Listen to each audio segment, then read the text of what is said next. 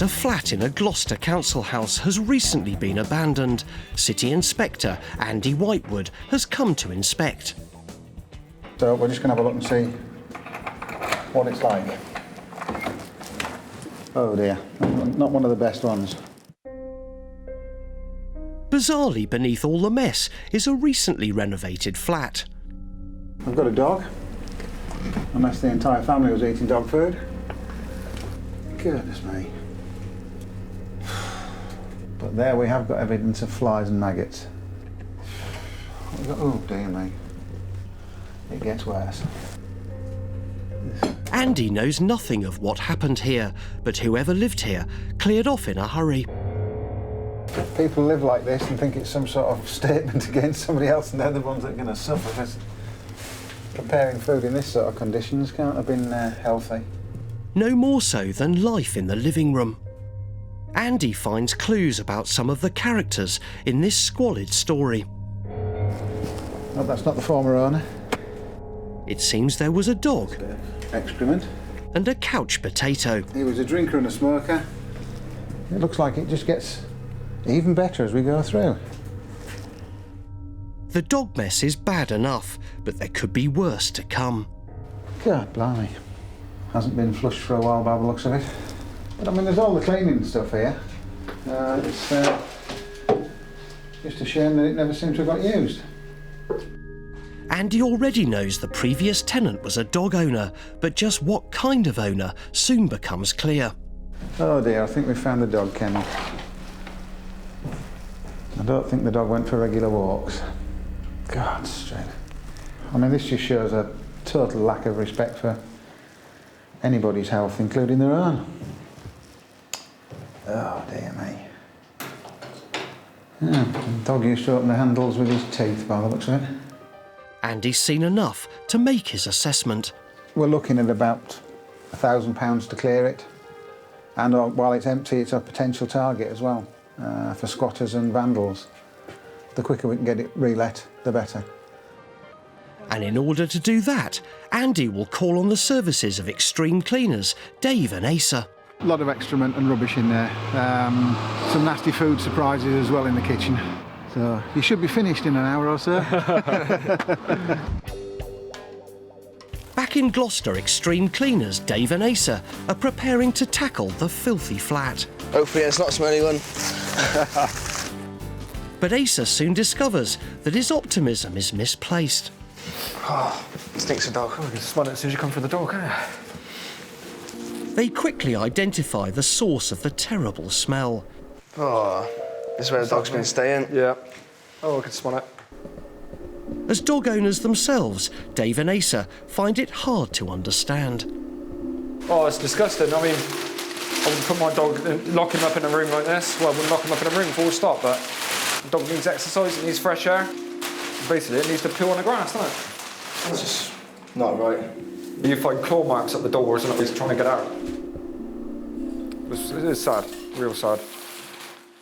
But whatever the reason for this sordid situation, there's a job to be done. Asa is new to filth fighting. So I was doing 3 years at college doing bricklaying. Obviously, all the building industry's gone down and there's no work going. So I got an application form, went and filled it in, and obviously they like me because I'm still working. He's already experienced the worst the job has to offer. Well, the worst I have done is it's definitely got to be suicide clean-up. It isn't nice to clean up that much blood and everything, but all you've got to do is think about, oh, it's not really blood, clean it up, try and get it up. You just get on with it. Just think of your wage packets at the end of the week. Dave put some abandoned air freshener to good use. He's been filth fighting longer than Asa. That helps as well. It's a job he literally fell into. I became out of work after an accident, cleaning windows on a ladder, and I'd fallen off, broken my hip, and I was ringing around for jobs. As soon as I was fit enough to go back to work again, and here I am 2 years later. In my view, I think it's the best thing I ever did. But sometimes the work can present some very unusual challenges. Some jobs you go to and you just wish you hadn't gone there. For example, a house we did in Cheltenham, and the sister was sat on the stairs crying. They wanted all members of the house gone, everything gone. I cried all the time we were there. She just sat on the top step. And you've got to work around that. It's, you know, it brings it home to you, doesn't it? Yeah, it's an unusual bed in the living room, isn't it? Dave and Asa move out the larger items. It's clear they work well together as a team. Well, if it wasn't for the guys who I work with, I wouldn't be here now. They're excellent, you know, and they know I've got dodgy hips, so certain jobs I can't do. The lads are there straight away, like, you know, they don't even let me try it. And that's excellent, like, you know what I mean? It's a team thing. So, and that's what we all do, like, you know, we all muck in together. This job usually begs more questions than answers, but today is a remarkable exception. Outside, a neighbour appears with news of the abandoned dog. A friend of ours knew the owner. They can't look after the dog, so they said, would your mum like to have a dog to look after? And I said, yeah, that'd help her out, because she's a pensioner, and we thought that would do her good. And the owner used to go out, we believe, sort of like 8 o'clock in the morning to about 9 o'clock at night, left the dog behind, and of course she used to howl quite a bit. We had to take her to the vets because she had ear infection and eye infections. She had lack of hair on her tail. She's actually on her way over, so we see her on a regular basis, at least 3 or 4 times a week. Heartened by the rescue story, the lads continue to clear and look forward to meeting the lucky mutt. Back in Gloucester, the lads are putting the finishing touches to the abandoned council flat. What we do is we neutralise all the bacteria, all the smells for the next family that moves into the flat. So at least then we know it's practically germ-free. And hopefully the smell of the dogs will be gone. At the end of the day, there's satisfaction in a job well done. It's looking good. Everything's gone well. Nothing remains of the previous tenant or the abandoned dog. A new tenant can soon be found. But now, amazingly, an old one returns. Hello, where you been then? Hello.